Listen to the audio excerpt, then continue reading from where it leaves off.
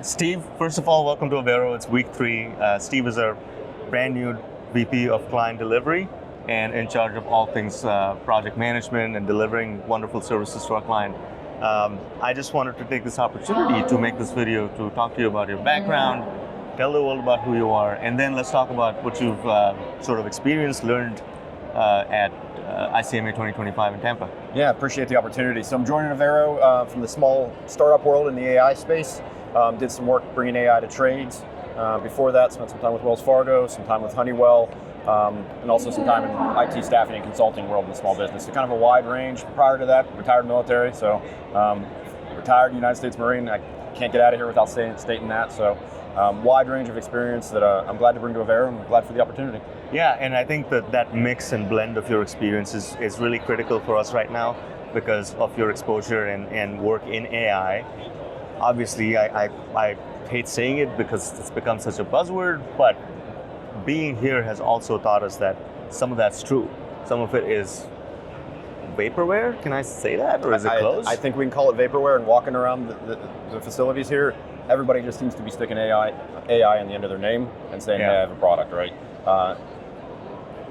It is an amazing technology, an amazing opportunity for efficiency in organizations. But being able to sift through what is the vaporware, understanding what the true efficiencies are in the products is really going to be difficult. And just the buzz around here, it's a whole bunch of noise in a very small space. So what differentiates? Because I know, last week or 2 weeks ago, Oracle had AI World, and they spent a lot of time. They named their conference AI World instead of Cloud World, which marks a complete shift in messaging, if nothing else, right? And they spoke a lot about how AI is built into multiple layers within their technology, which is very promising, very interesting. And to me, that is and all the big vendors are doing, right? Workday's talking about it, SAP's talking about it. And that is really, I want to get my hands on what that means in an ERP system, which is cool. On the other hand, you have lipstick on a pig, meaning someone's taking a nice UI, putting it on GPT and calling it their product, selling it for tens of thousands of dollars. What to you is a ready-to-market product versus? It's not me. They're not after me. Versus vaporware or just temporary bubble. A ready-to-market product. They lead off with, hey, we have a voice agent, we have a chat agent. You've got to dig deeper, right, to understand what efficiencies are they actually doing. How are they actually using your data?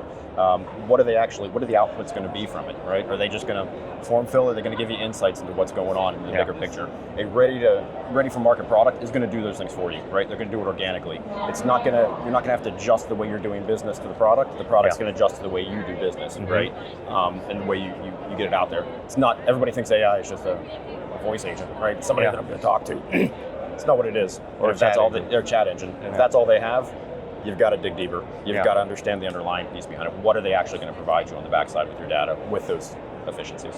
Yeah, and the actual processing of that data, right? Yes.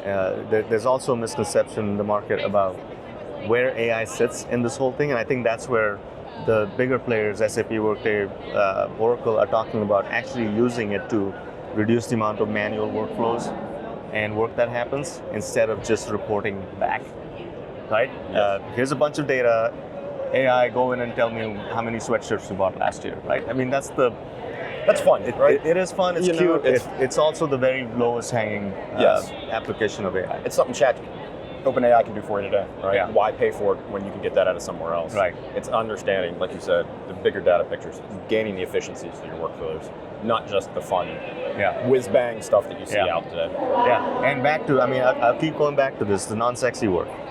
Data cleanup, process analysis, understanding what you need AI to do for you in this new world is critical, right? Going back to the very basics, because we saw Washoe County and Madison have built this wonderful thing that does a lot of things on their public records and meeting minutes and things like that. So it took them a few years to get to that point, right? It didn't just happen. They didn't just go buy a thing that magically started doing productive work for them.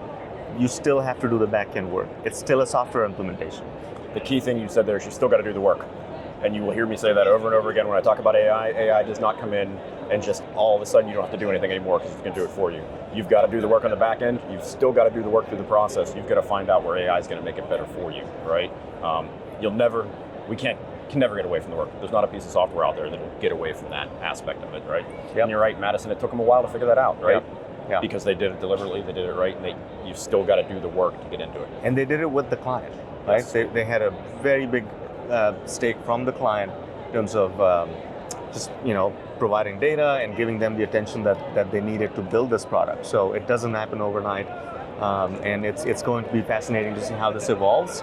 And we'll have some of our own announcements here in the coming weeks. I promise you, it's not going to be smoke and mirrors and vaporware. I wouldn't let that happen. No, and we've actually taken a very slow and steady and watchful approach to what AI means to our business and how we offer that to our clients. So, Steve, thank you first of all for joining the team, and I hope you enjoyed the show. Yeah, thank you. It's been great. I appreciate the opportunity to be down here, and I appreciate the opportunity to learn and hear what people's problems are and the solutions we can provide. Awesome.